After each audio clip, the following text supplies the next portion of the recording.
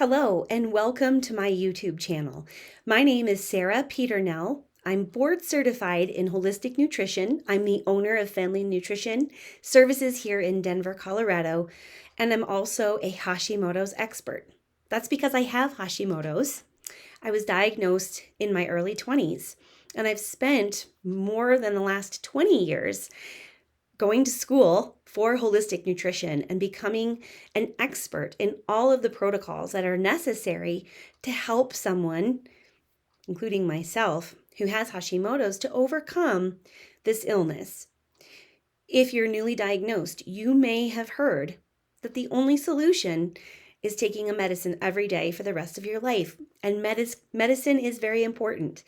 Working closely with both your prescribing and diagnosing physician and someone like me can really help you to bridge the gap between the allopathic or Western approach to Hashimoto's and the holistic approach, which looks at the total body, looks at body, mind, and spirit, looks at nutrition and diet, looks at your supplements, looks at your lifestyle, looks at your exercise habits, your sleep, and it also looks at your stress and your relationships.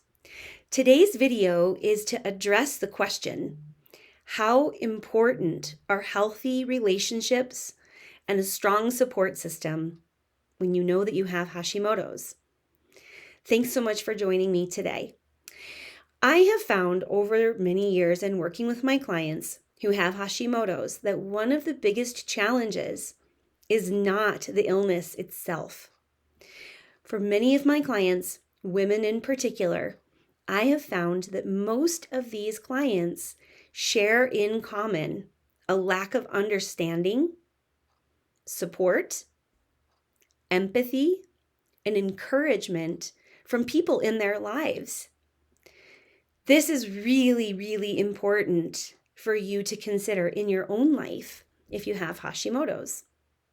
We know that stress and stressors are a big part of the number of triggers which may be contributing to why your immune system decided to go rogue or wonky. If you've been watching my other videos, you know that I like to refer to autoimmunity as a wonky immune system. There must be reasons why the immune system has decided to attack self-tissue. Well, obviously, this is not what we want our immune system to do. Stress and trauma and emotional triggers for many people lies at the root cause of how we ended up here with some of our rogue and wonky immune systems. So once you've received a diagnosis, it can be overwhelming, it can be scary, it can be frightening, and it can make you feel isolated and alone. Well, you're not alone, you're here. Thank you for finding this channel and thousands of other viewers just like you who are watching these videos to learn how to live their best life with Hashimoto's.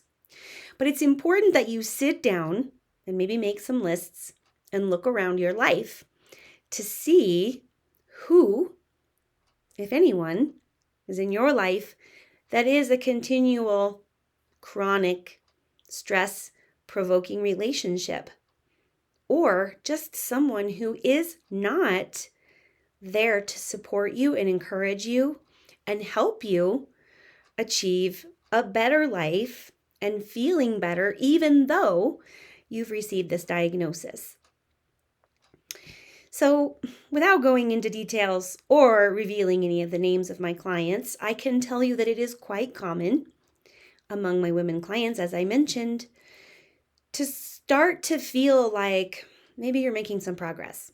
Maybe you've already gone gluten-free, or at least you understand that going gluten-free would be one of the best things you can do for your health, for your thyroid, and for your immune system.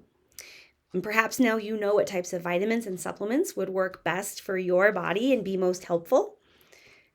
Well, that's good too. Maybe you're drinking more water than ever, practicing yoga, getting daily walks in sunshine, going to bed on time, right?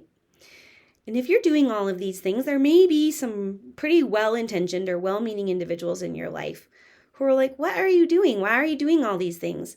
You just take your medicine. It's not a big deal. Stop worrying about all of these extra things. You're stressing yourself out. Don't take this so seriously. Why are you spending money on all of these vitamins? Right? Or maybe just not understanding at all. I hear this time and time again from my clients. Sometimes they give up. Sometimes they get frustrated. Sometimes they second guess themselves because there are people in their lives, very close relationships. Sometimes it might be a spouse. Sometimes it might be a parent. And sometimes it might even be like a doctor who's provided their care for a very long time. And these well-meaning or well-intentioned individuals, they just don't understand that there is this sort of two-pronged path. So I want you today to think about if there are some gaps in your emotional, spiritual, and relationship aspects of your life, or maybe it's time to do a little bit of housekeeping. Doesn't mean, kick out your best friend or your roommate or fire your doctor. It just means that sometimes we need to advocate for ourselves. We need to speak our truth to power about what it is that we're trying to achieve. We need to state very clearly, I have this condition and this is the path I have chosen for healing my body and for healing my thyroid. And also we need to ask those people in our lives very clearly for their support. We can't expect that everyone in our lives is going to be like a mind reader. That would be unfair as well, wouldn't it? So sitting down maybe with your parents and saying, gosh, I got this diagnosis of Hashimoto's. I'm a little freaked out. I know I might need to take medication for the rest of my life. But you know what? I've also heard that there are some things I can do, like stopping eating gluten.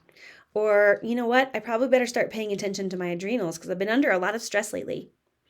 Maybe you need to sit down with your boss and say, buddy, I can't keep covering for all the folks that are slacking off. I know I'm your type A go-to person here at this job, but my health is suffering, so I've got to take a little bit of a step back. I'm only going to be able to do the work that falls under my job description and the work that you pay me to do.